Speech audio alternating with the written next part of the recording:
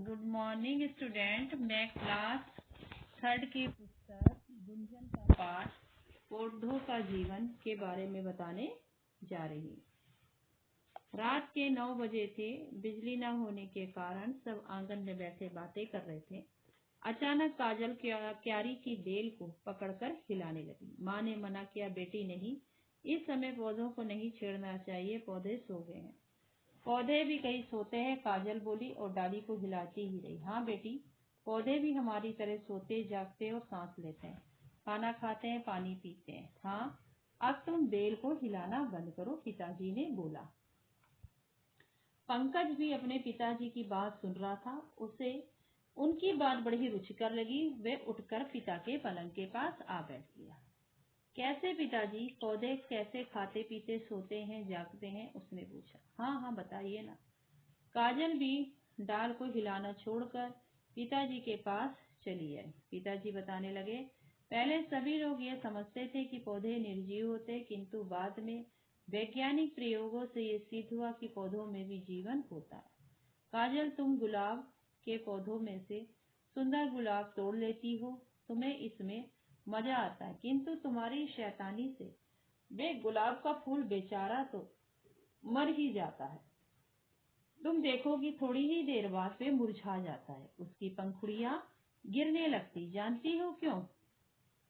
जब वह डाली पर था तो उसे भोजन मिलता था, डाली से अलग होकर गुलाब को भोजन नहीं मिल पाता और वे निर्जीव सा हो जाता है। पंकज, तुमने तो अपनी विज्ञान की पुस्तक में पढ़ा था कि पौधे के 6 भाग होते। कौन कौन से? जड़, तना, शाखाएं, पत्ते, फूल और फल। उसके पिताजी जो थे, पंकज को पौधे के बारे में जानकारी दे रहे थे। जड़ें पौधों के लिए वही काम करती है जो तुम्हारा मुंह तुम्हारे लिए करता है। वे धरती से खनिज और पानी चूसती हैं और तने की ओर धकेलती हैं। जड़ें पौधों को मिट्टी में मजबूती से गाड़ कर भी रखती है। दोनों बच्चे पिताजी की बातें बहुत ध्यान से सुन रहे थे। अच्छा पिताजी, पौधे सांस कैसे लेते हैं? काजल ने पूछा। काजल ने अपने पिताजी से पूछा कि पिताजी, पौधे जो है वो कैसे सांस लेते? तो उसके पिताजी बताने लगे कि पत्तों में छोटे छोटे छेद होते हैं, उनके द्वारा ही पौधे सांस लेते हैं। यदि तुम किसी पौधे को कांच के बर्तन में इस प्रकार ढक दो कि उसे हवा ना मिले तो तुम देखोगे कि कुछ समय बाद ही वह पौधा मुरझा जाएगा। पत्ते ही सूर्य की गर्मी में हवा से कार्बन डाइऑक्साइड लेकर हरी तत्वों की सहायता से पौधों के लिए भोजन बनाने का काम करते हैं।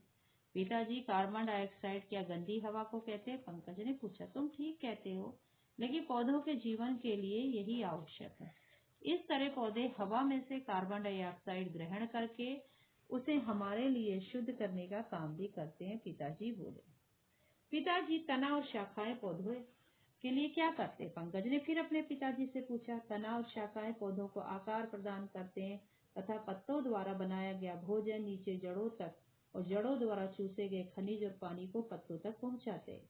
शाखाएं पत्तों को सूर्य की ओर उन्मुख भी किए रहती हैं। वे समझाने लगे। पत्तों द्वारा बनाया गया भोजन भी जड़ों, शाखाओं, फलों और बीजों के रूप में एकत्र हो जाता है और इन्हें हम खाते भी है। क्या हम जड़ भी खाते हैं? काजल ने हैरानी प्रकट करते हुए कहा। हाँ, चुकंदर, मूली, गाजर, शलगम पौधों को जड़ों का ही रूप है। गन्ना, कमल, ककड़ी पौधों के तना का रूप है। माँ ने पिताजी से भाग लेते हुए कहा। पौधे तो साग के रूप में खाते हैं, जैसे मेथी, पालक, सरसों, चने के पत्ते आदि। कुछ पौधों के फल भी खाए जाते हैं तो कुछ के बीज। बताओ तो कौन से पौधों के लिए फल और सब्जी के रूप में खाते? माँ ने पूछा। सवाल सरल था, फिर भी बच्चे उसका जवाब नहीं दे पाए। देखो, काशी फल तो फल कहलाता है। टमाटर, घिया, तोरी, भिंडी भी पौधों के फल होते हैं। फल हमारे अंदर बीज को समेट कर जो है रखते हैं। पिताजी, आपने तो बताया नहीं कि हम बीज किन पौधों में खाते हैं। पंकज बोला। सारी दालें आदि पौधों के बीज में ही होते हैं। सरल उदाहरण लेना चाहो तो मटर की फली, लोबिया, सेम, गवार की फली का नाम भी ले सकते हो, माँ ने बताया। इतने में बिजली आ गई। माँ ने उठकर रसोई घर में खाना पकाने चली गई। पिताजी ने समझाया, वनस्पति जगत पर हमारा जीवन निर्भर है, इसलिए हमें व्यर्थ में फूलों और पौधों को तोड़ना नहीं चाहिए। तुमने देखा है, माली पौधों को अपने बच्चों के समान प्यार करते हैं। उसकी देखभाल करता है। हम भी उसकी तरह पेड़ पौधों की देखभाल करनी चाहिए। खाना अब लग चुका था, अब जल्दी अंदर आकर खा लो। कहा बिजली और फिर सेना चली जाए। माँ की आवाज आई तो बच्चे उठकर कमरे की ओर चल दिए, किंतु दोनों अभी भी पौधों के विषय में सोच रहे थे। बेटा, आपको ये चैप्टर समझ में आ गया होगा। धन्यवाद।